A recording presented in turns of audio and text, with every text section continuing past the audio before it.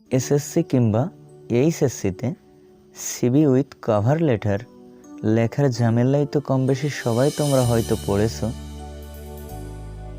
তোমরা যারা পরীক্ষার্থী আছো তারা সাধারণত নানা সমস্যায় পড়ে থাকো এই সিভি উইথ কভার লেটার লেখা নিয়ে।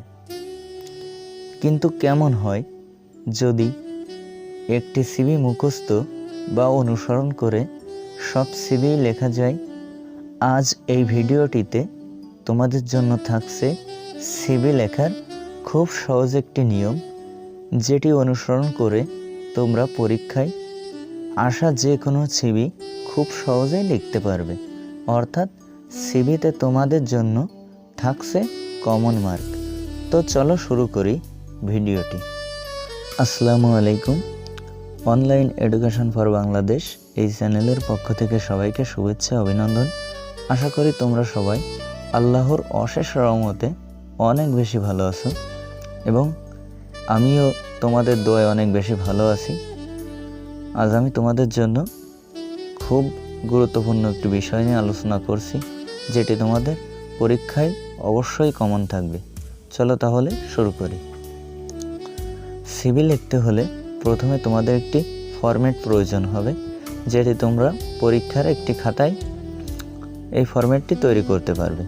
সিভি লিখতে হলে প্রথমে তোমাদের বাম পাশ থেকে শুরু করা লাগবে। বাম পাশে প্রথমে টু লিখতে হবে। এরপর দ্য হেডমাস্টার, যদি কোনো শিক্ষা প্রতিষ্ঠানে চাকরি করতে চাও তাহলে লিখবে দ্য হেডমাস্টার। কোনো কোম্পানিতে হলে দ্য ম্যানেজার বা দ্য ডাইরেক্টর ইটিসি। এরপর তোমরা সেই প্রতিষ্ঠানের নাম লিখবে এবং প্রতিষ্ঠানের ঠিকানা লিখবে, যেটি তোমরা একই লাইনে লিখবে এবং নিচে নিচে। এরপর থাকবে subject. Application for the post of, যে পদের জন্য আবেদন করতে বলা হয়েছে তার নাম লিখবে এখানে। আমরা কোনো কিছু লিখতে হলে সেটি স্যার দিয়েই শুরু করব, কারণ এটি রেসপেক্ট বা শ্রদ্ধা বোঝায়। এরপর your advertisement published in the daily star on February 28, 2020। এখানে তোমরা 2022 এবং নির্দিষ্ট তারিখ তোমরা এখানে ব্যবহার করবে। এখানে 28 ফেব্রুয়ারি 2020 দেওয়া আছে, সেক্ষেত্রে তোমরা তোমাদের নির্ধারিত তারিখ এবং যে সালটি দেওয়া আছে সেই সালটি ব্যবহার করবে। Has been drown my attention, I am writing to offer myself as a candidate for the post of, যে পদের জন্য আবেদন করতে বলা হয়েছে সে পদের নাম লিখবে এখানে। My educational qualification and other important particulars R submitted below for your kind consideration. এটি হলো তোমাদের সিভি ফরম্যাট। এরপর মূল যে বিষয় সেটি হলো কারিকুলাম ভিটা।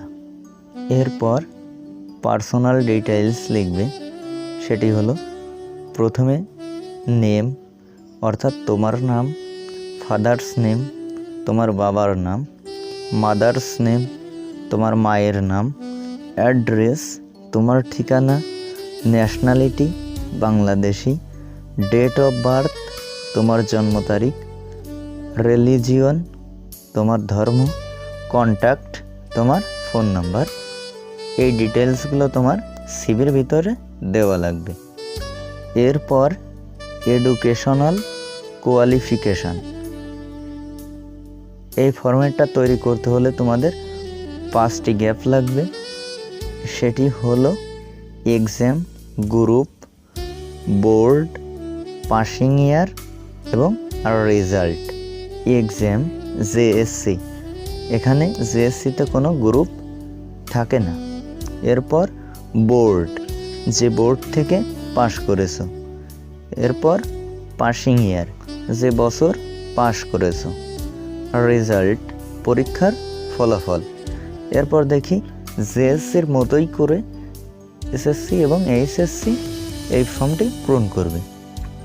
স্কিলস মানে দক্ষতা, তুমি কোন বিষয়ে আসলে অনেক বেশি দক্ষ, সেটি হলো language, fluent Bangla and English, তুমি বাংলা এবং ইংলিশে বেশ দক্ষ।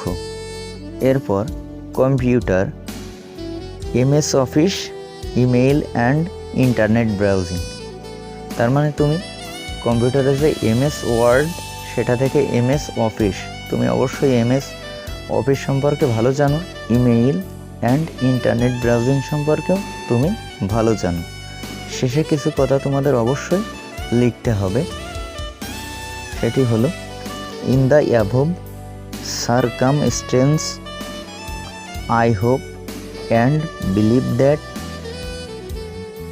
You would be kind enough to consider my application and appoint me to this post prayed for yours faithfully, অর্থাৎ শেষে তোমার নাম।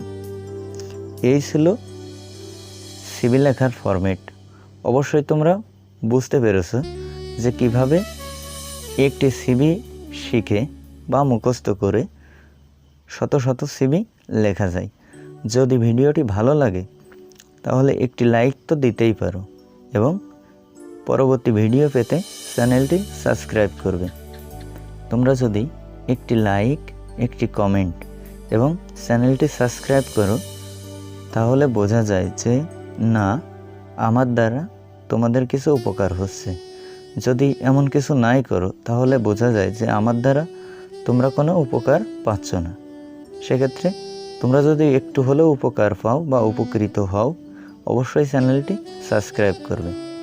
আশা করি ভালো থাকবে। Bye bye. সামনের পর্বে আবার তোমাদের সঙ্গে আবারও নতুন কোনো ভিডিও নিয়ে হাজির হব।